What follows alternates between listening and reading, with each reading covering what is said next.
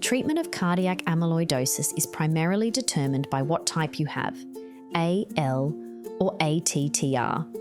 For AL amyloidosis, the primary aim is to halt the production of abnormal light chains so organ recovery can occur.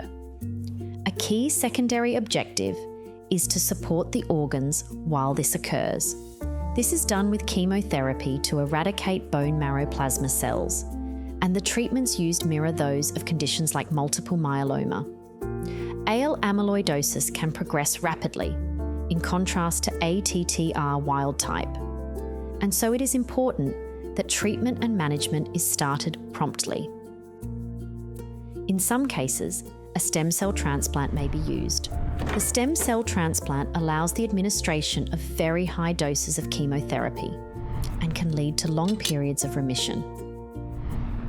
Besides chemotherapy, antibody compounds, which remove existing amyloid deposits, are actively being investigated, although currently these treatments are in trials only and have not been approved for general use. For ATTR amyloidosis, there are 3 treatment classes: stabilizers, gene silencing therapy, and depleters. If you imagine the formation of amyloid in the body as a sink slowly filling with water, the running tap represents ongoing amyloid production, causing the water level to rise over time. The sink is plugged because amyloid proteins are resistant to degradation and difficult for the body to remove, meaning that under normal conditions, amyloid fibrils can only be cleared very slowly, like water evaporating from the sink. The aim of treatment is to turn off the tap, or better still, to allow the sink to empty as much as possible so organ recovery can occur. Stabilizers slow the flow of water from the tap. These compounds stabilize the TTR protein to prevent it from misfolding and forming amyloid deposits. This class are the only type of therapy currently approved in Australia for use. Stabilizer drugs are available in Australia through the Pharmaceutical Benefits Scheme. When effective, gene silencing therapies can turn the tap off completely by preventing TTR protein production, removing the raw material required for amyloid formation. Depleters, on the other hand, remove existing fibrils.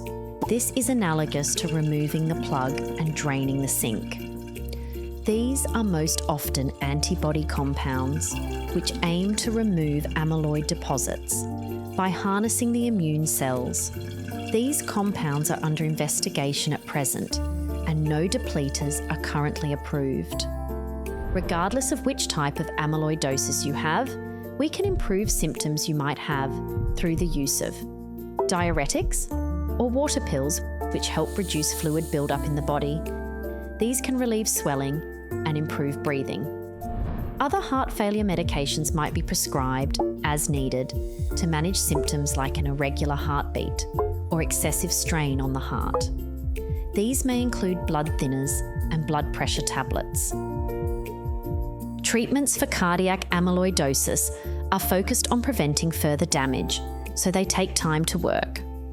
In fact, in the case of AL, treatment may initially make you feel worse, with the expectation that things will improve in the long run. It's important to speak with your doctor if you are having difficulty with treatment, as therapies must be personalised based on the specific needs and circumstance of a patient.